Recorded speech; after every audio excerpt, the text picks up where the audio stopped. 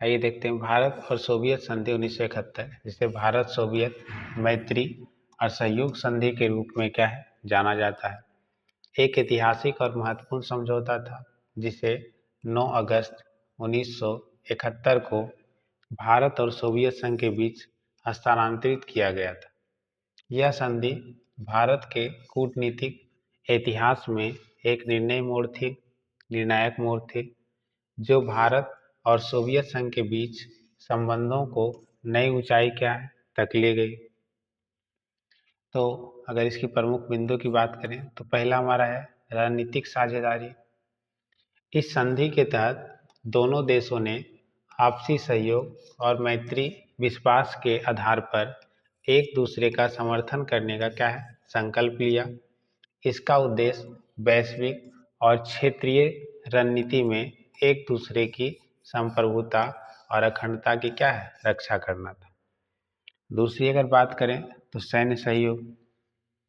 संधि में यह प्रावधान किया गया कि यदि किसी भी देश पर हमला होता है या कोई बाहरी खतरा होता है तो दोनों एक दूसरे का समर्थन करेंगे, और विशेष रूप से यह भारत के लिए एक रक्षा कवच की तरह था, क्योंकि उस समय भारत के पड़ोसी देशों के साथ तनावपूर्ण स्थिति थी, विशेषकर किसके साथ? पाकिस्तान के साथ। अगला पॉइंट की बात करें पृष्ठभूमि और महत्व। तो 1971 का यह संधि बांग्लादेश मुक्त संग्राम के दौरान की गई थी, जब भारत और पाकिस्तान के बीच तनाव चरम पर था। पाकिस्तान के पश्चिमी और पूर्वी हिस्से में युद्ध जैसी स्थिति बनी हुई थी।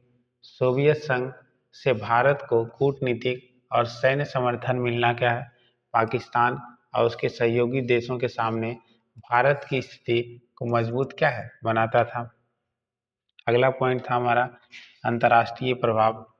इस संधि ने भारत और सोवियत संघ के संबंधों को पश्चिमी देश विशेषकर अमेरिका, चीन को अलग कर दिया, और अमेरिका उस समय पाकिस्तान का समर्थन कर रहा था, और चीन भी पाकिस्तान के करीब था। ऐसे में सोवियत संघ के साथ भारत का गठजोड़ क्षेत्रीय अंतर्राष्ट्रीय संतुलन में महत्वपूर्ण भूमिका निभाता था। अगर निष्कर्ष की बात करें तो यह संधि भारत की सुरक्षा और विदेशी नीति में मील का पत्थर साबित हुआ।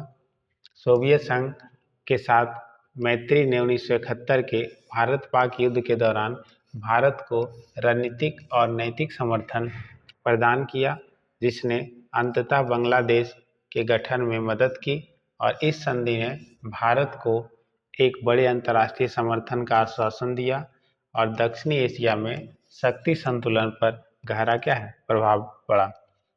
उम्मीद करते हैं आपको वीडियो अच्छा लगा तो अपने दोस्तों को भी शेयर करें। धन्यवाद।